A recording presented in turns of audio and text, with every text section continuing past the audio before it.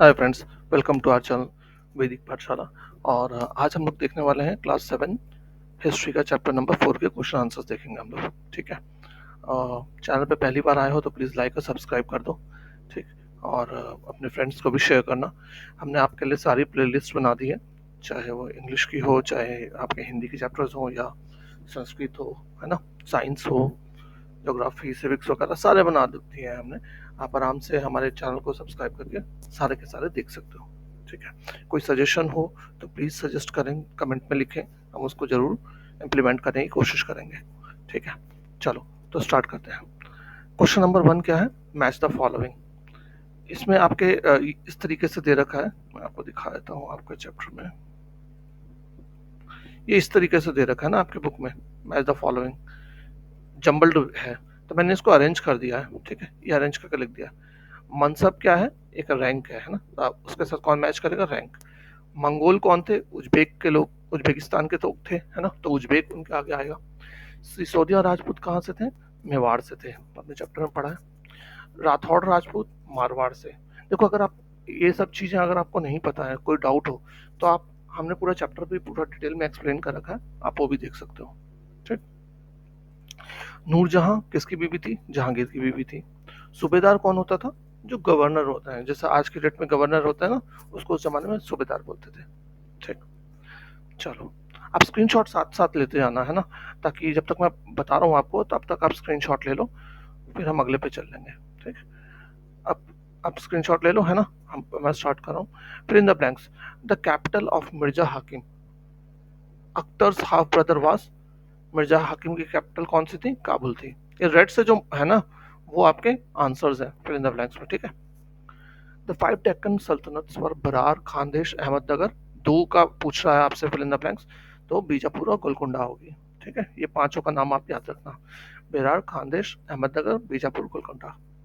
If zat determine the mansabdars rank and salary. अगर आपको बोलेगा मनसबदार की रैंक और सैलरी हमें किससे पता चलती थी, तो पता चलती थी हमें जात से, है ना, पढ़ा था आपने चैप्टर में। और सवार से हमें पता चलता है उसके कैवलरी मैन का, घुड़सवारों का, है ना, कि कितने घुड़सवार उसके पास थे। ठीक। तो cavalry man fill in the blanks में होगा। Abul Fazl Akbar friend and counsellor. Abul Fazl कौन था? अकबर का दोस्त भी था और उसका सलाहकार भी था। Help him frame the idea of. कौन सा आइडिया उन्होंने दिया था अकबर को? तो उन्होंने अकबर दिया था सुलह कुल की। ठीक है, so that he could govern a society compose of many religion, culture and caste. उसने सुलह कुल की आइडिया इसलिए दिया था अकबर को, क्योंकि जो सोसाइटी थी उस जमाने में भी बहुत सारे रिलीजन थे, है ना, कल्चर अलग अलग था, कास्ट भी अलग अलग थी, तो इस चलते अबुल फजल ने उसको सुलह कुल का आइडिया दिया था। ठीक है। चलो, ये तो हो गए। Question number 3। What were the central provinces under the control of Mughals? कौन कौन से सेंट्रल प्रोविंसेस थे मुगल के अंडर में?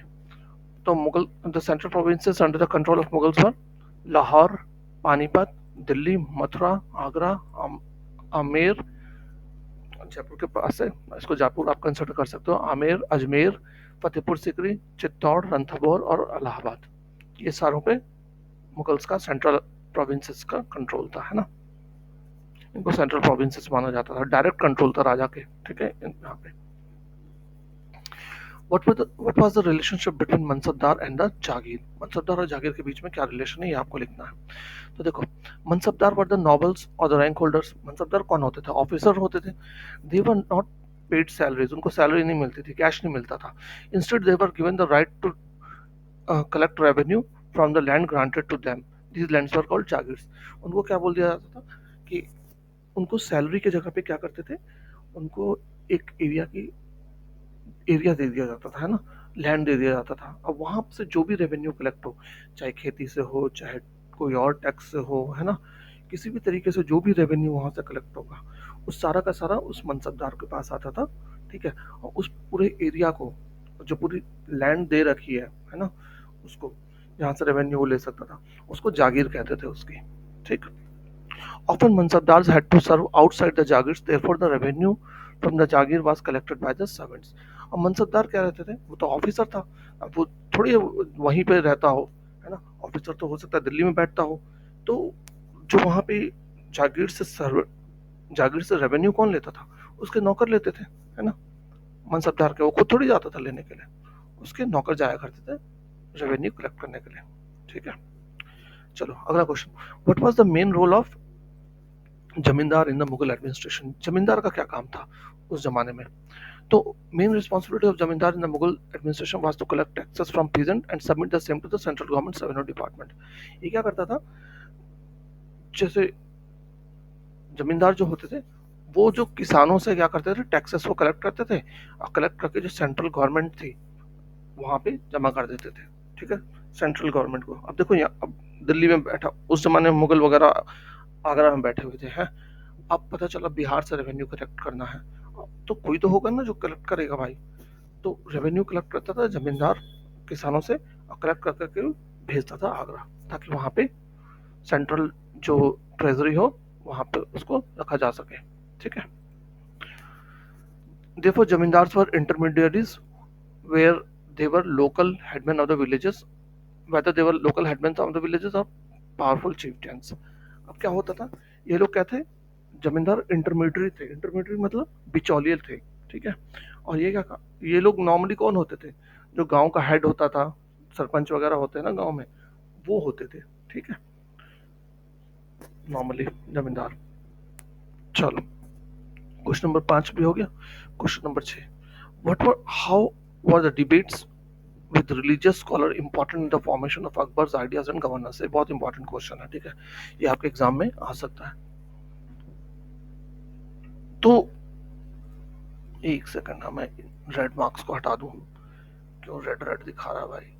चलो, पहला, the debates with religious scholars made Akbar realise about the bigotry of the religious scholars as the latter emphasized on rituals and dogmatic practices। ठीक है, अब देखो क्या क्वेश्चन है कि रिलीजियस स्कॉलर्स से डिबेट करते थे अकबर ना, तो उससे उनके क्या आइडियाज का निकल के आया, अकबर को क्या नए आइडियाज निकल के आए डिबेट से?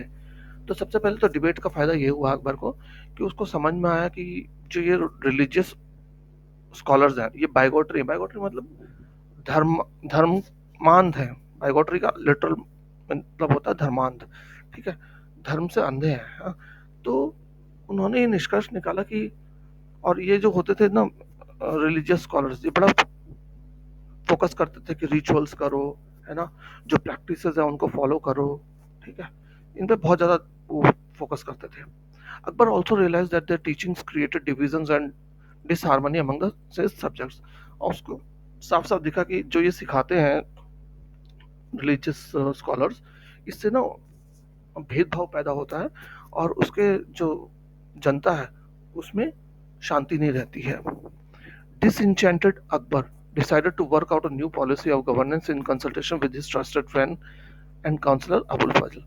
अब वो इस बात से बड़ा दुखी था इन रिलीजियस स्कॉलर्स के बातों से, तो उसने सोचा कि अब ना मैं कोई नई पॉलिसी बनाऊंगा, और इसके लिए उसने मदद ली अपने फ्रेंड और काउंसलर सलाहकार अबुल फजल से। As a result he propose the idea of sulh kul universal peace that is religious tolerance. और उसके बाद अबुल फजल ने उसको सुलह-कुल की दी थी आइडिया, है ना। सुलह-कुल का मतलब क्या था, यूनिवर्सल पीस। ठीक, रिलीजियस टॉलरेंस, सबके प्रति आप मतलब ऐसा नहीं हो कि हाँ आप अपना ही धर्म को बोलो कि वही बेस्ट है ना। सब धर्म बेस्ट है, सब में अच्छाई है और कोई किसी से ऊपर नहीं है। ठीक है, तो रिलीजियस टॉलरेंस होना चाहिए आप में। ठीक है ना, वो उसको फॉलो करता है तो कोई बात नहीं, उसको फॉलो करता है तो उससे क्या फर्क पड़ता है। अगर मान लो आप हिंदू हैं, मैं जैसे हिंदू हूँ, तो हमारे कितने सारे भगवान है ना।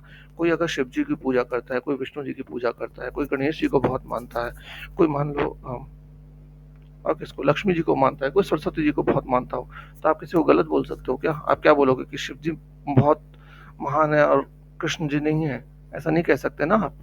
सब भगवान की उतनी ही इज्जत है ना। कोई बोले हनुमान जी ज्यादा ताकतवर है शिव जी से, ऐसा थोड़ी है। सबके सबकी अपनी अपनी इम्पोर्टेंस है। ठीक है, और इसी तरीके से दूसरे रिलीजन का भी हमें देखना चाहिए। जैसे हम अपने रिलीजन में किसी को गलत नहीं बोलते ना कि हाँ भाई तुम इसको क्यों मानते हो, इसको नहीं मानो, इसको मानो, शिव जी को क्यों मानते हो आप, गणेश जी को मानो या फिर उनको मानो, हम नहीं मानते ना, ऐसे नहीं बोलते ना। तो क्योंकि सबकी अपनी अपनी आस्था है, जिसको जहाँ शांति मिलती है भगवान से पूजा करके वो वहां जाता है ना। कोई लोग शिव जी की रोज पूजा करते हैं, कोई कृष्ण जी की रोज पूजा करते हैं, ठीक है, कोई अंतर नहीं है ना। तो इसी तरीके से हमें दूसरे रिलीजन्स के प्रति भी टॉलरेंट रहना चाहिए, ठीक है। Why did the Mughals emphasize their Tamarid and not their Mughal descendant? Why did the Mughals emphasize their Tamarid and not their Mughal descent? अब मुगल्स जो थे वो बहुत ध्यान देते थे इस बात पे कि वो क्या है, तैमुरिद हैं, हाँ तैमूर के वंशज हैं, ठीक है, ना कि मंगोलों के वंशज हैं, ठीक। एक सेकंड, यहाँ पे कुछ गड़बड़ तो नहीं है क्वेश्चन में लिखा हुआ, मैंने कुछ गड़बड़ लिख दिया हो। क्वेश्चन नंबर 7, हाँ मंगोल डिसेंट, ये देखो यहाँ पे गलत हो गया ना, सॉरी, ये मंगोल डिसेंट, मुगल डिसेंट लिखा हुआ है, पे मंगोल डिसेंट होगा। अब जो मुगल्स थे वो इस बात को बहुत एम्फेसाइज करते, बहुत जोर देते थे कि वो लोग तैमूर के वंशज है, ना कि मंगोलों के वंशज है, ठीक है। क्यों करते थे वो ऐसा, ये भी बहुत इंपॉर्टेंट क्वेश्चन है, आपके एग्जाम में बिल्कुल आ सकता है, इसको अच्छे से समझ लो। Mughals did not like to be called Mughal और Mongol because of Genghis Khan's image as a murderer of innumerable people। अब मुगल अपने आप को ना मंगोल कहलाना पसंद नहीं करते थे, क्यों, क्योंकि मंगोल चंगेज खान से रिलेटेड है, और चंगेज खान की इमेज कैसी थी कि उसने बहुत लोगों का खून बहाया था, मर्डर किया था, है ना। Also Uzbeks another Mongol tribe was a competitor of Mughals, और जो उज्बेक्स थे, हाँ, वो एक मंगोल के ट्राइब थे, ठीक, और वो लोग मुगल्स के डायरेक्टली कॉम्पिटिटर थे, तो इस चलते वो बिल्कुल भी नहीं चाहते थे अपने आप को कहलाना। Therefore, Mughals like to be associated with the Timurid descent, इसलिए वो अपने आप को कहते थे कि वो तैमूर की वंशज है, ठीक, मंगोलों के वंशज नहीं है। Question number 8, how important was the income from the land revenue to the stability of the Mughal empire. Question है कि जो लैंड से रेवेन्यू आता था, है ना, वो कितना इंपॉर्टेंट था मुगल एम्पायर की स्टेबिलिटी के लिए, आपको ये बताना है। तो income from the land revenue was the linchpin of the Mughal empire economic system. अरे उस जमाने में तो मेन जो एक्टिविटी होती थी, आज तो इंडस्ट्रीज है दुनिया भर की, है ना, लेकिन उस जमाने में मेन एक्टिविटी ही एग्रीकल्चर था, हाँ। तो मेन एक्टिविटी ही एग्रीकल्चर है, तो सबसे ज्यादा रेवेन्यू भी वहीं से आएगा, हाँ। तो मेन पॉइंट हो गया है ना, मेन एक्सिस हो गया वो तो। हालांकि कपड़े भी बनते थे उस जमाने में, ज्वेलरीज वगैरह भी थी, सोने का काम भी होता था, मूर्तियां भी बनती थी पत्थर की, चाहे फिर ब्रॉन्ज वगैरह की, लेकिन सबसे ज्यादा मेन जो था, जिसमें सबसे ज्यादा लोग एसोसिएटेड भी थे, वो था एग्रीकल्चर, है ना। It was the most important source of income, सबके सोर्स ऑफ इनकम का मेन सोर्स वही था, ज्यादातरों का, मैक्सिमम का। मनी दस collected was invested on building forts, Wars and welfare of subject. और जो रेवेन्यू आता था उससे क्या करते थे मुगल्स, फोर्ट्स बनाते थे, किले बनवाए हैं बहुत सारे, देखो लाल किला दिल्ली में भी है, लाल किला आपका वहाँ भी है, आगरा में भी, और भी बहुत सारे बनाए उन्होंने, है ना। दिल्ली में तो दुनिया भर की चीजें बनाई हुई उन्होंने, हुमायूं का किला, हाँ, हुमायूं टॉम, शाहजहां टॉम, और वैसे वहाँ भी है, आगरा में भी ताजमहल वगैरह बनाया हुआ है, और भी इंडिया में कई जगह पे मुगलों ने बहुत सारी बिल्डिंग्स को बनाया, साथ ही लड़ाई वगैरह करते थे वो, है ना, और जनता के भला के लिए भी काम करते थे बहुत सारे वो, ठीक है। It was so important that for the proper calculation of land revenue, Todormal took 10 years to carry out detailed research in land revenue accounts। ये इतना इम्पोर्टेंट था लैंड रेवेन्यू कि एक उस जमाने में मिनिस्टर होते थे, है ना, टोडरमल नाम से, उनको 10 साल लग गए पूरा रिसर्च करने में कि लैंड रेवेन्यू कैसे लिया जाए, कैसे किया जाए उसको सही करने में, ठीक है, टोडरमल जी का। और आज भी कहीं ना कहीं जो टोडरमल जी ने किया था ना काम, वो फॉलो किया जाता है इंडिया में, ठीक है। तो 10 साल लगाया था उन्होंने, सोचो कितना इंपॉर्टेंट था वो। Question number 9, why was it important for the Mughals to recruit mansabdars from diverse background and not just from Turanis and Iranis. Mughals जो है मनसबदार्स का रिक्रूटमेंट अलग अलग जातियों के लोगों से करते थे, ना कि सिर्फ तुरानी और ईरानी का। तुरानी क्या है, जो तुर्क ओरिजिन के थे, और ईरानी जो ईरान ओरिजिन के थे, उनको बोलते तुरानी ईरानी, ठीक है। इन दोनों ही से नहीं करते थे वो, और भी करते थे, दूसरी कास्ट के भी, अफगान के भी लोगों को रिक्रूट करते थे, इंडिया हिंदुस्तान के भी लोगों को रिक्रूट करते थे, है ना? तो क्या रीज़न था? क्वेश्चन है कि क्या रीज़न है कि क्यों वो करते थे ऐसा? और रीज़न इसका 2 इम्पोर्टेंट रीज़न है। पहला, Mughals did not want Turanis and Iranis to come together and rebel against the empire. वो नहीं चाहते थे कि तुरानी और ईरानी दोनों मिल जाएँ और दोनों क्या करें, रिबेल कर दें राजा के खिलाफ। इस चलते वो दूसरों को भी जगह देते थे, है ना? अगर वही 2 रहेंगे, मान लो 2 ही जाति के लोगों को भर दिया जाए, तो क्या होगा? फिर वो अपनी मोनोपोली चलाएँगे, राजा की सुनेंगे नहीं, है ना? कोई अपोज़ ही नहीं करेगा। वो अपनी मनमर्जी की चलाएँगे, राजा भी कुछ नहीं कर पाएगा। अगर बहुत सारे लोग होंगे तो कुछ राजा की तरफ से बोलेंगे, है ना? और कुछ अपोज़ भी होंगे, तो इनकी पावर नहीं आएगी। जैसे आज भी होता है ना, अगर देखो गवर्नमेंट में एक ही पार्टी को सारा वोट मिल जाए, हैं? 525 आपकी होती है ना सेंटर की, लोकसभा की, ठीक है? अब मान लो 525 में 525 एक ही पार्टी, 525 में मान लो 500 वोट एक ही पार्टी को मिल जाए, हाँ? तो क्या होगा फिर? फिर अपोजिशन तो 0 हो जाएगा। तो अब अपोजिशन 25 लोग चाहे कितना भी चिल्लाएँ, 50 25-50 550 होती है ना, तो कितना भी वो चिल्लाएँ, तो वो तो जो सेंटर में गवर्नमेंट होगी वो सुनेगी ही नहीं, है ना? वो आपकी भी नहीं सुनेगी, उसके तो जो मन में आएगा वो करेंगे, है ना? तो वो वाली बात है, इसीलिए बैलेंस बनाए के रखना चाहिए रूलिंग पार्टी और अपोजिशन पार्टी का हमेशा से, ठीक है? कभी भी किसी को ज़्यादा पावर नहीं देनी चाहिए। फॉर एग्जांपल आपका जैसे देख लो, चाइना में क्या है कि वन पार्टी रूल है, हाँ? तो क्या होता है वहाँ पे, एक ही चीज़ होती है, जो मन में आता है गवर्नमेंट का वो करती है, कोई सुनवाई नहीं होती। तो मुगलों ने भी इसी चलते दुरानी और ईरानी को ऐसे ही किया था कि बैलेंस बना के रखा हुआ था उन्होंने, है ना? इनको ज़्यादा नहीं रखते थे ताकि वो रिबेल ना कर दें एम्पायर के खिलाफ और बेचारा एम्पायर कुछ कर ही ना पाए, ठीक है? The Mughals also wanted to incorporate subcontinental people of the warrior classes to participate in the running of मनसबदारी system. और फिर मुगल्स ने क्या किया, जो यहाँ भारत के लोग थे, है ना, वॉरियर क्लास कौन थे? राजपूत थे। तो उनको भी जगह दी, है ना, मनसबदारी सिस्टम में, ताकि वो भी पावरफुल बने और अगर राजा को जरूरत पड़े इन तुरानी और ईरानियों के खिलाफ, तो वो उनकी मदद करें, है ना, सपोर्ट करें उनको, और अगर ये रिबेल करते हैं तो इनको दबाया भी जा सके। इसलिए वो सिर्फ एक ही पार्टी के लोगों को नहीं जगह देते थे, ठीक है? दूसरों को भी उन्होंने मौका दिया ताकि अगर कोई एक उनके खिलाफ जाए तो दूसरों की मदद से वो उनको दबा सके, ठीक? Question number 10, like the Mughal empire, India today is also made up of many social and cultural units. Does this does this pose a challenge to the national integration? अब जैसे पुराने जमाने में था, बहुत सारे अलग अलग सोशल और कल्चरल यूनिट्स थे, है ना, हमारे इतना ज़्यादा सोशल और कल्चरल डिफरेंस है अलग अलग जगह, है ना? आप जानते हो इंडिया में कितना ज़्यादा डिफरेंसेस है, नॉर्थ अलग साउथ अलग, नॉर्थ में भी कितना सारा डिफरेंस है, पंजाब का हरियाणा का देख लो कल्चर, यूपी का कल्चर देख लो, हाँ, राजस्थान का कल्चर देख लो, कितना अलग अलग सबका है, बंगाल का, बिहार का, सबका कल्चर अलग अलग है ना? लेकिन फिर भी हम एक यूनाइटेड है ना। तो वो कह रहा है जैसे पहले ज़माने में खतरा था, तो क्या आज के ज़माने में भी नेशनल खतरा है, सोशल और कल्चरल डिफरेंसेस? तो इसका आंसर आप कैसे लिखोगे?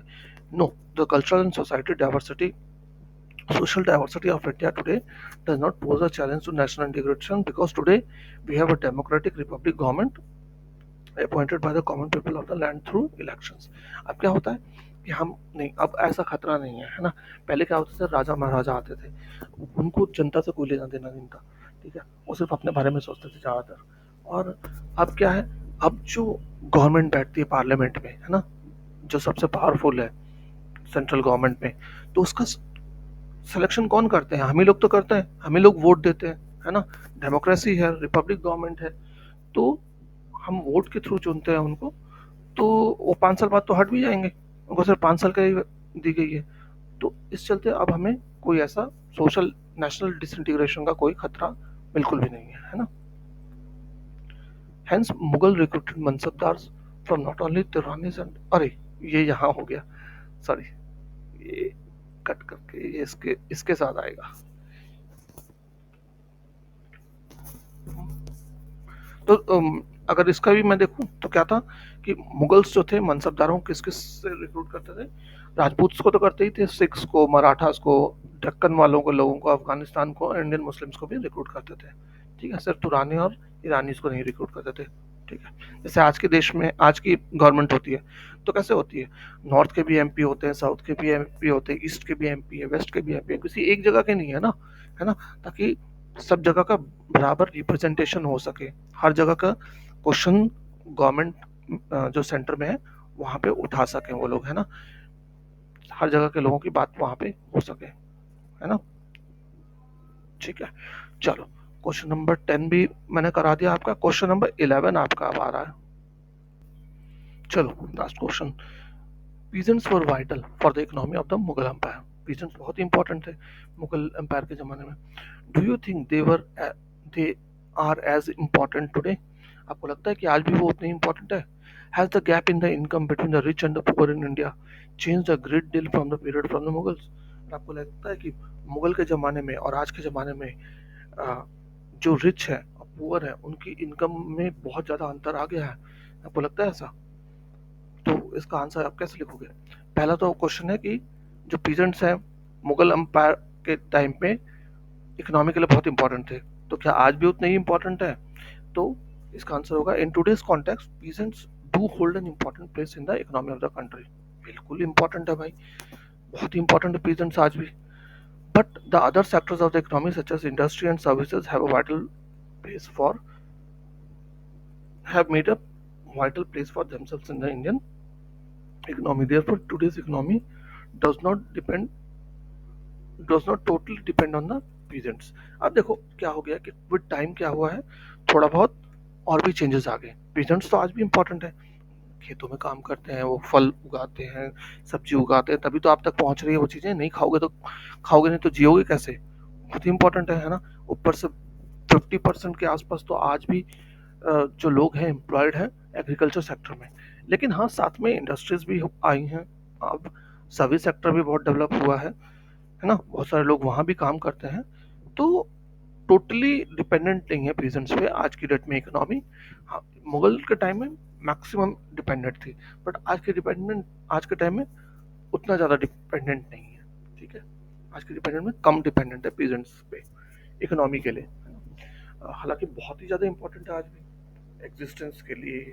हम एक्सपोर्ट भी करते हैं बहुत कुछ, चावल वगैरह, फ्रूट्स वगैरह बहुत सारे एक्सपोर्ट करते हैं, मसाले वगैरह, चाय वगैरह, कितना कुछ एक्सपोर्ट करते हैं, है ना, उससे बहुत ज़्यादा इनकम आती है। लेकिन साथ में उनको एग्रीकल्चर को हेल्प करने के लिए हमारी इंडस्ट्रीज भी हैं बहुत सारी अब, जो हम बनाते हैं इंडस्ट्रीज में, है ना। साथ में सर्विस सेक्टर है, सर्विस सेक्टर तो बहुत बड़ा हो गया, बहुत ही बड़ा सर्विस सेक्टर, इंडस्ट्री से बड़ा भी सर्विस सेक्टर है आपका। सर्विस सेक्टर में कौन कौन आता है आपका?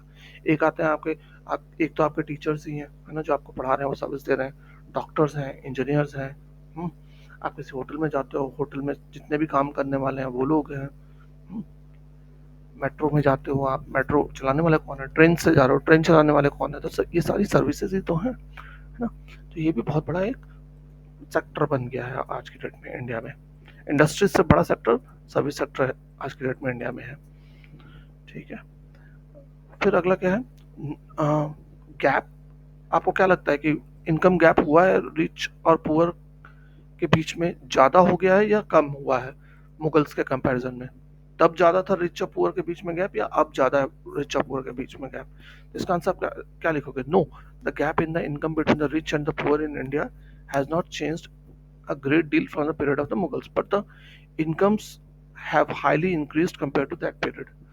अब आप ये आंसर ना बहुत तरीके से लिखा जा सकता है, लेकिन आपकी किताब के हिसाब से सिर्फ मैं लिख रहा हूँ कि नहीं, आपको ये लिखना है कि नहीं, रिच और पुअर के बीच में इनकम का जो गैप है वो बहुत ज़्यादा has not changed a great deal, change नहीं हुआ है ना, बहुत ज़्यादा चेंज नहीं हुआ है। हाँ इनकम बढ़ी है, काफ़ी ज़्यादा बढ़ गई है पहले के मुकाबले, तो अब तो बहुत ही ज़्यादा बढ़ चुकी है।